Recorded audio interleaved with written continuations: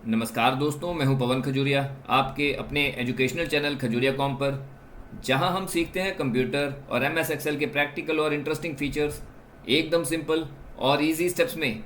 दोस्तों, आज हम एक्सेल के एक बहुत ही पावरफुल फाइनेंशियल फंक्शन को सीखने वाले हैं जिसका नाम है पीएमटी फंक्शन। अगर आपने कभी होम लोन लिया है, कार लोन लिया है, पर्सनल लोन लिया है, एजुकेशनल लोन लिया है, तो आपने ईएमआई का नाम ज़रूर सुना होगा। आज हम सीखेंगे कि एक्सेल किसी भी लोन की मंथली पेमेंट यानी ईएमआई को ऑटोमेटिकली कैसे कैलकुलेट करता है, और इस काम के लिए हम यूज़ करेंगे पीएमटी फंक्शन। तो दोस्तों, बिना किसी देरी के सीधा शुरू करते हैं। दोस्तों, इस टेबल में हमें loan amount, annual interest rate और लोन की ड्यूरेशन दी गई है। अब हमें कैलकुलेट करना है कि हर मंथ बोरोअर को कितनी ईएमआई पे करनी पड़ेगी, और यही काम पीएमटी फंक्शन करेगा। दोस्तों, पीएमटी फंक्शन को सीधा टाइप करने के बजाय पहली बारी हम एक्सेल के इंसर्ट फंक्शन यानी एफएक्स बटन की मदद से परफॉर्म करेंगे। इससे हमें पीएमटी फंक्शन के हर आर्ग्यूमेंट को डिटेल में समझने का मौका मिलेगा, और जब एक बार लॉजिक समझ में आ जाएगा तब बाकी एग्जांपल्स में हम डायरेक्ट फॉर्मूला ही यूज़ करेंगे। सबसे पहले कर्सर को रख दीजिए सेल D3 में, और अब प्रेस कर दीजिए F(x) का बटन। दोस्तों, F(x) बटन क्लिक करने के बाद हमें यहाँ पर नीचे कैटेगरी चुननी होगी। तो कैटेगरी में हम जाएंगे यहाँ पे फाइनेंशियल को सेलेक्ट करेंगे। फाइनेंशियल को सेलेक्ट करने के बाद हमें यहाँ सर्च करना है पीएमटी।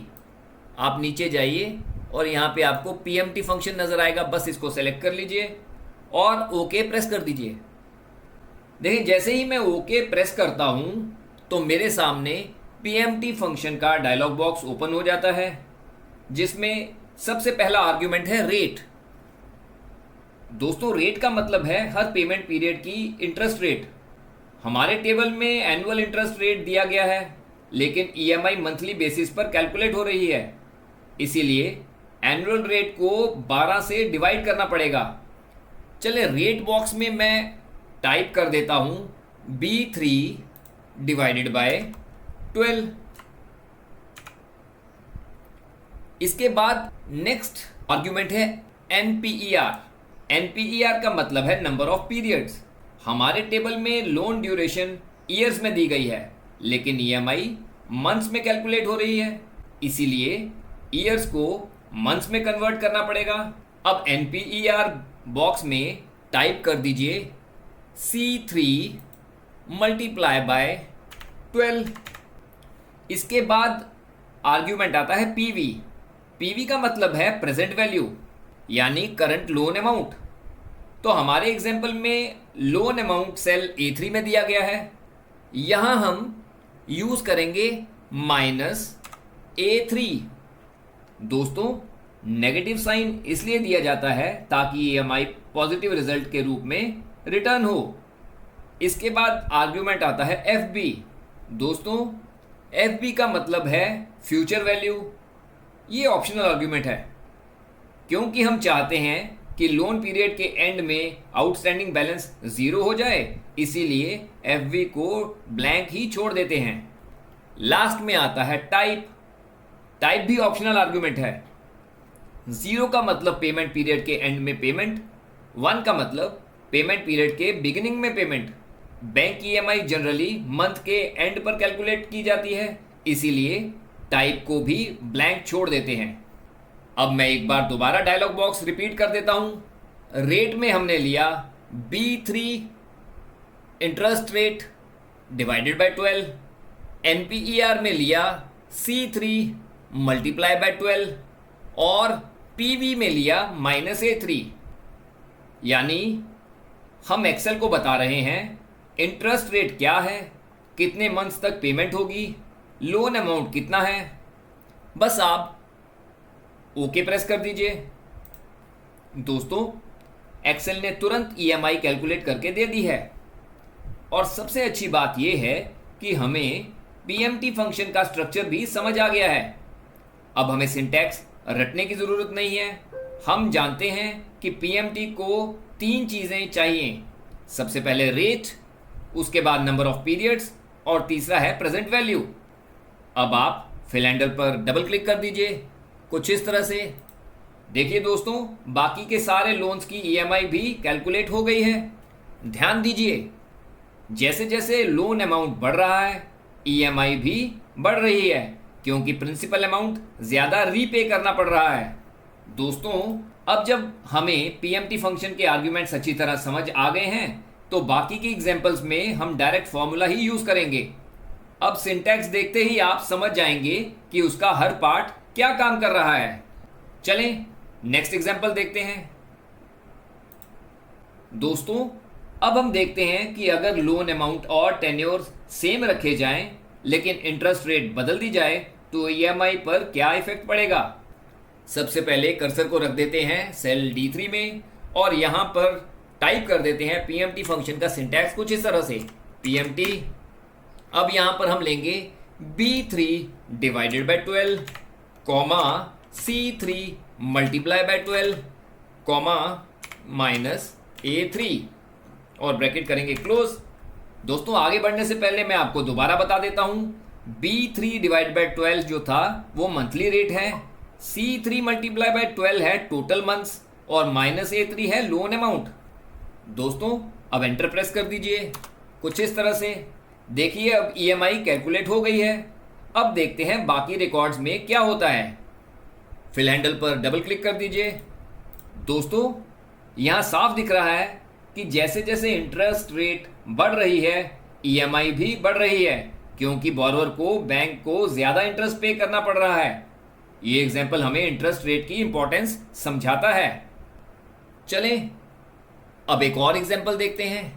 दोस्तों, इस बार लोन अमाउंट और इंटरेस्ट रेट सेम रखे गए हैं, सिर्फ रीपेमेंट पीरियड यानी टेन्योर चेंज कर दिया गया है।